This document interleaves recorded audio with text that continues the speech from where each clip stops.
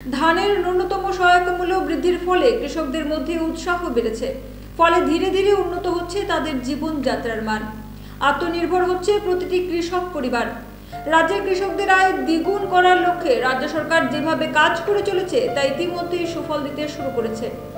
এই উদ্দেশ্যকে সামনে রেখে রাজ্য সরকারের খাদ্য, জনসংভরণ ও ক্রেতা স্বার্থ বিষয়ক দপ্তর এবং কৃষি ও কৃষক কল্যাণ দপ্তরের যৌথ উদ্যোগে এই বছরও রাজ্যের কৃষকদের কাছ থেকে ন্যূনতম সহায়ক মূল্য ধান ক্রয় করেছে ভারত সরকারের খাদ্য নিগম। এরই অঙ্গ হিসাবে মঙ্গলবার জিরানিয়া মাধববাড়ি স্থিত আন্তঃরাজ্য ট্রাক টার্মিনালে এফসিআই এর উদ্যোগে আনুষ্ঠানিকভাবে শুরু হলো জিরানিয়া মহকুমার কৃষকদের থেকে ধান সংগ্রহ। এই অনুষ্ঠানের উদ্বোধন করেন রাজ্যের মন্ত্রী সুশান্ত চৌধুরী। অনুষ্ঠানে উপস্থিত ছিলেন খাদ্য দপ্তরের বিশেষ সচিব দেবপ্রিয় বর্ধন, খাদ্য দপ্তরের অধিকর্তা সুমিত লোধ সহ অন্যান্যরা। এই উদ্যোগে কৃষকেরা সরাসরি তাদের উৎপাদিত ধান সরকার নির্ধারিত মূল্যে বিক্রি করতে পারছেন, ফলে মধ্যস্বত্বভোগীদের দৌরাত্ম্য হ্রাস পাচ্ছে এবং কৃষকদের হাতে পৌঁছাচ্ছে তাদের ন্যায্য দাম। রাজ্য সরকার আশা করছে এই ধরনের পদক্ষেপের মাধ্যমে রাজ্যের কৃষক সমাজ আরও শক্তিশালী হবে এবং গ্রামীণ অর্থনীতিতে এক ইতিবাচক পরিবর্তন আসবে, এমনই জানান মন্ত্রী সুশান্ত চৌধুরী।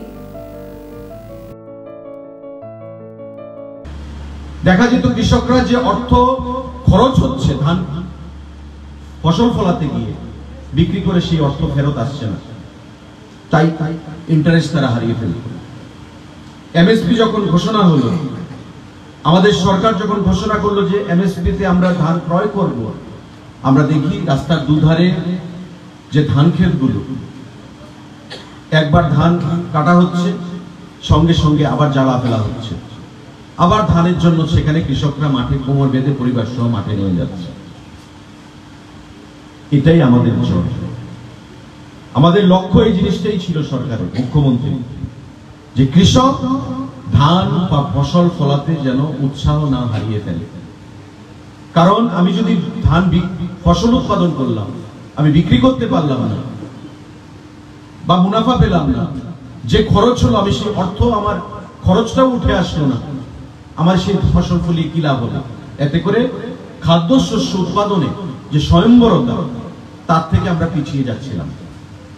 আজকে ডেটে এগ্রিকালচারের ডাইরেক্টর এখানে আছেন, আমরা প্রায় 11 লক্ষ এমটি ধান উৎপাদন করি, 11-12 লক্ষ এমটি না, আমি এমটির হিসাবে যদি বলি 11 থেকে 12 লক্ষ এমটি ধান আমাদের উৎপন্ন হয়। এর থেকে চাল উৎপন্ন হয় 7 লক্ষ এমটি, 8 লক্ষ এমটি। ধান থেকে চাল কনভার্ট হয়, কারণ ধান যেটা আসে তার থেকে চালে পরিণত হয়, চালটা একটু কম থাকবে।